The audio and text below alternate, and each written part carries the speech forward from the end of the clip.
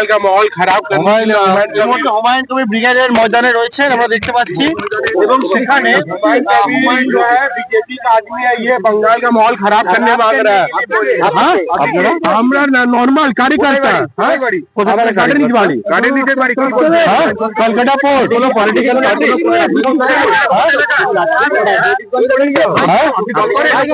রাজনৈতিক দল করি কোন দল টিএমসি করি তৃণমূল কংগ্রেস অল ইন্ডিয়া তৃণমূল কংগ্রেস।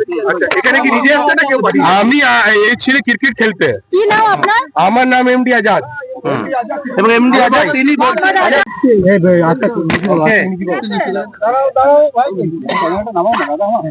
যাবো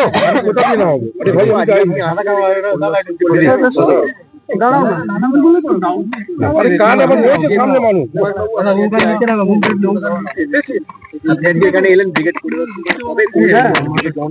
আমি আগেই বলেছি যে লাস্ট উইক অফ জানুয়ারি যদি সেটা অ্যাভেলেবল না পাই, মার্চ যদি এনওসি না পাই, 2-4 দিন এধার ওধার হতেই পারে, সেটা ফার্স্ট উইক অফ ফেব্রুয়ারির বাইরে যাবে না, কারণ পরে পরীক্ষা আছে, মাইক বাজানোর পারমিশন পাওয়া যাবে না।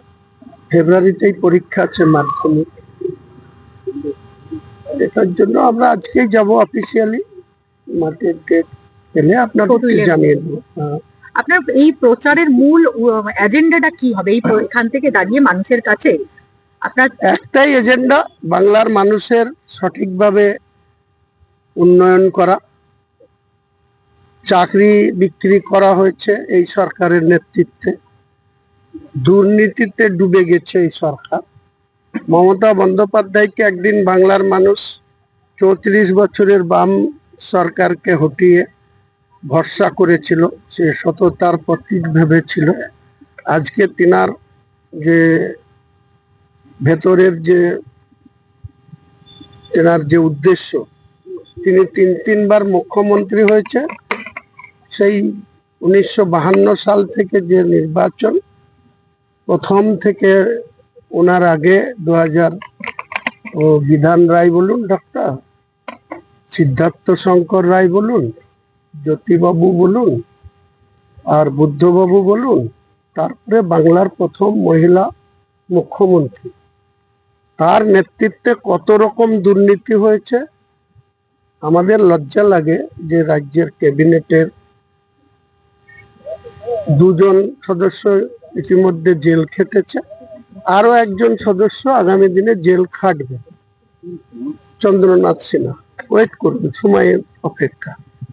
বাকি ওই কালীঘাটের কাকু থেকে শুরু করে সুবীরেশ ভট্টাচার্যর মতো শিক্ষাবিদ, আরো অনেক শান্তিময় সিনহা থেকে শুরু করে অনেক নাম আছে, যারা বাংলাতে আজকে তাদের নামে ইতিহাস তৈরি হবে, যে দুর্নীতিতে ইতিহাস করেছে মমতা ব্যানার্জির নেতৃত্বে।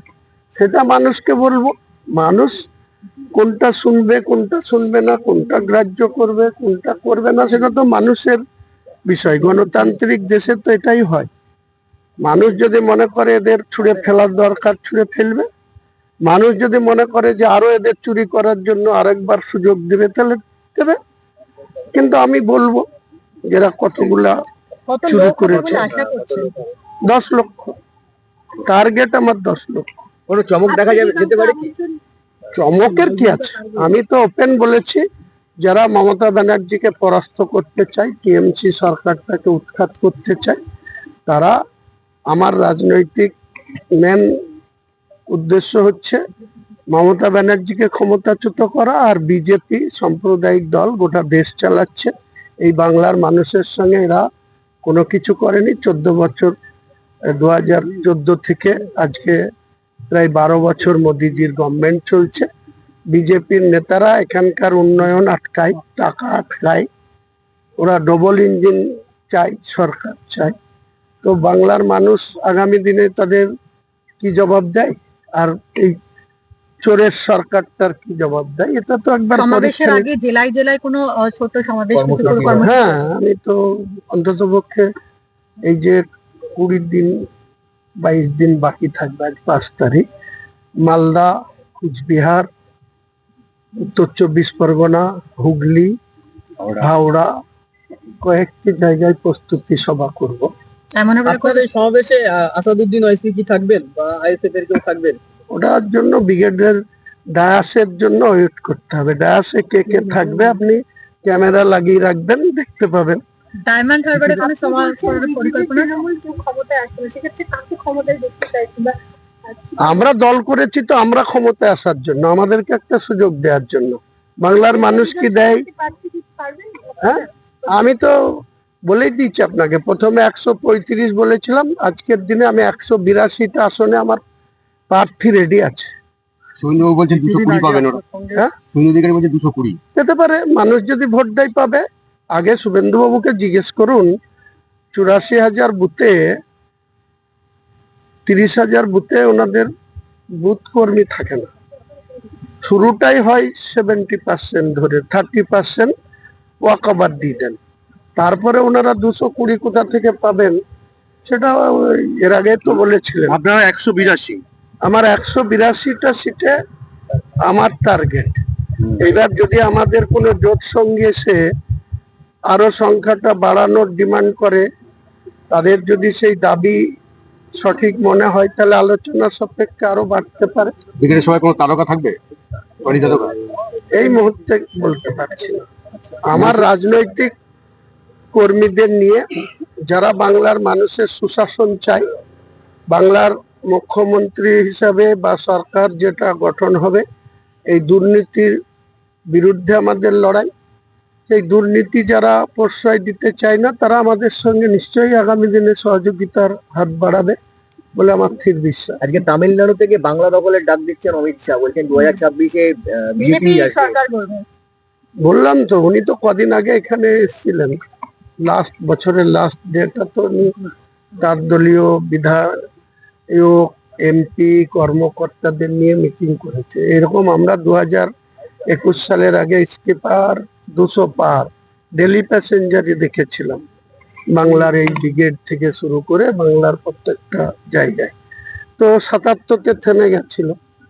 এবার আমার ধারণা যে 10টা এধার ওধার হতে পারে, কিন্তু ওই 148-এর ধারে কাছে ওই বিজেপিও যাবে না, আমাদের শাসক দলও যাবে না।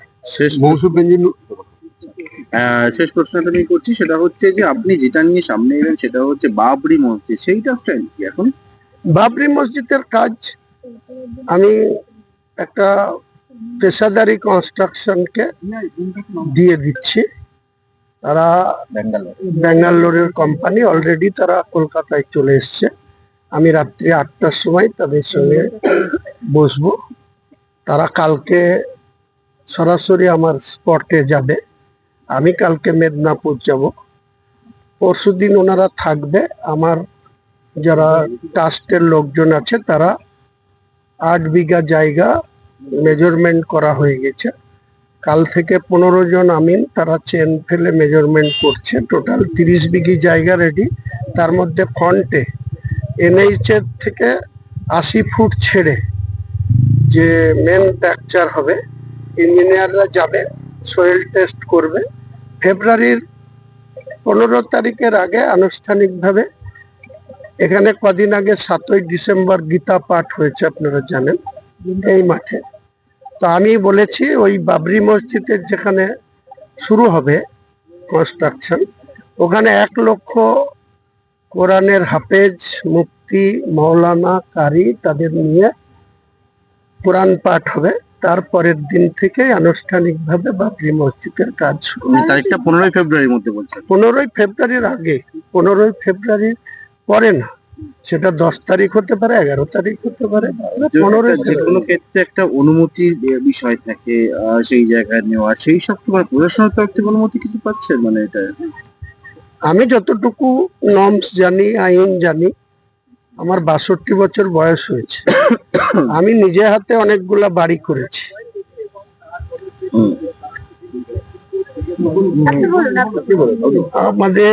আমি নিজে হাতে অন্তত পক্ষে 5খানা বিল্ডিং করেছি। যে বিল্ডিং আমার নিজের নামে আছে 2টো, আমার বসত বাড়ি। তারপরে বহরমপুরে আছে, বহরমপুরের বাইরেও আছে। তো আমি কনস্ট্রাকশন করতে গেলে কি কি করতে হয়, তাছাড়াও আমি 96 থেকে আমি একজন কন্ট্রাক্টর ছিলাম। ফার্মটা আমার মিসেস প্রোপাইটার ছিল, মীরা এন্টারপ্রাইজ, রবিন কনস্ট্রাকশন এখনো আছে। মীরাটা আমি এই মমতা ব্যানার্জিদের দলের চামচাদের অত্যাচারে ওটাকে ব্যান্ড করে দিয়েছি, ওটার ব্যবসাটা করি না।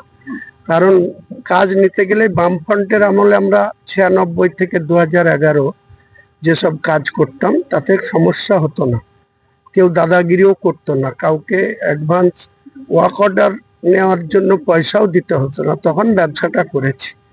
আর 2018-তে লাস্ট কাজ করেছি 2,02,00,000, তাতে দেখা যাচ্ছে বিল করতে গিয়ে এদের চামচা অফিসারদের পয়সা, ওয়ার্ক অর্ডার নিতে গিয়ে এদের পয়সা, তার জন্য ঘৃণায় ওই ফার্মটাকেই আজকে ঠান্ডা ঘরে পাঠিয়ে দিয়েছি আর ব্যবসাটা করি। দিকের থেকে কি স্লোগান দেবে?